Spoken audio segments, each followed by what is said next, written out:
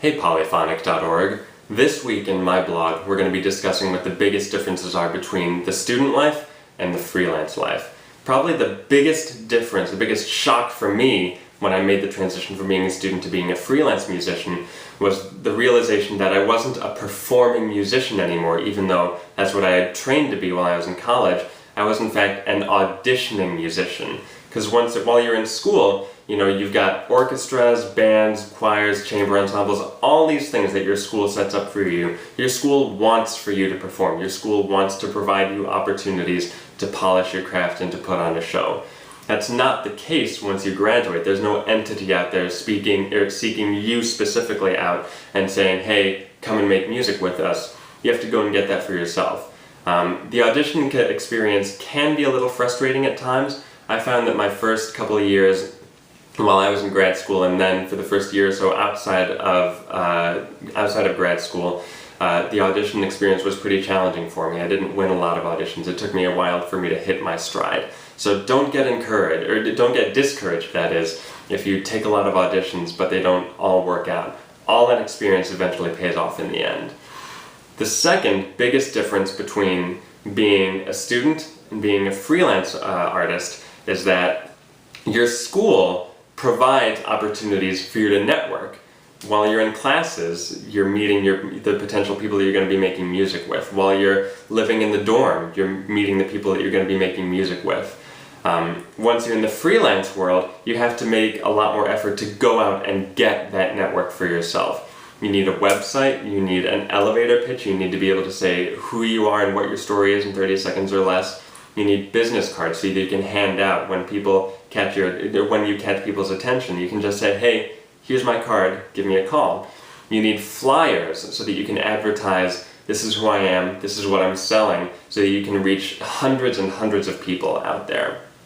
You need to develop your ability to call total strangers up, personnel managers, music teachers in the local middle school, people who you've never met before, but people who you can call and say, hey, this is what I'm offering. I'd like to get to know you. I'd like to get connected with the people in this area. Funding was something that had never occurred to me as a student, but it's actually a really important part of the freelance life, because here's the real problem with being a young freelancer, is that you graduate and you're so used to saying to people, hey, I'd really like to play this quartet, or I'd like to play this piano trio or whatnot. And you're used to people saying, oh, that sounds really cool, I've always wanted to play that piece of music. And then you sign up and then you get credit for it, and you get free coachings for it through your school. Once you're in the freelance world and you try that, the first question out of people's mouths is generally, is it funded?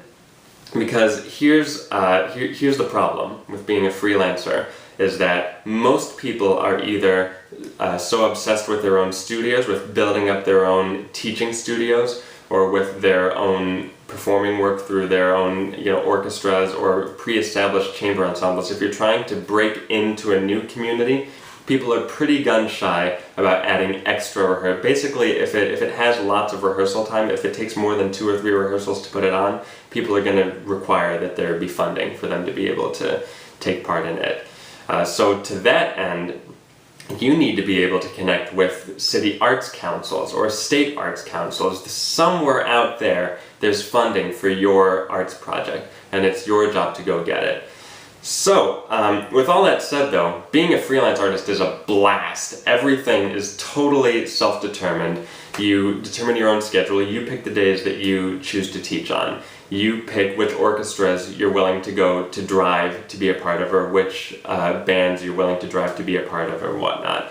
And it's so awesome being totally self-determined in that way.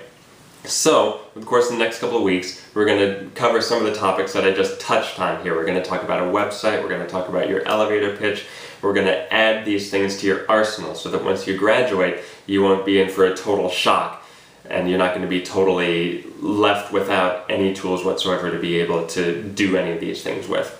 So, stay tuned, and we'll start to cover that stuff.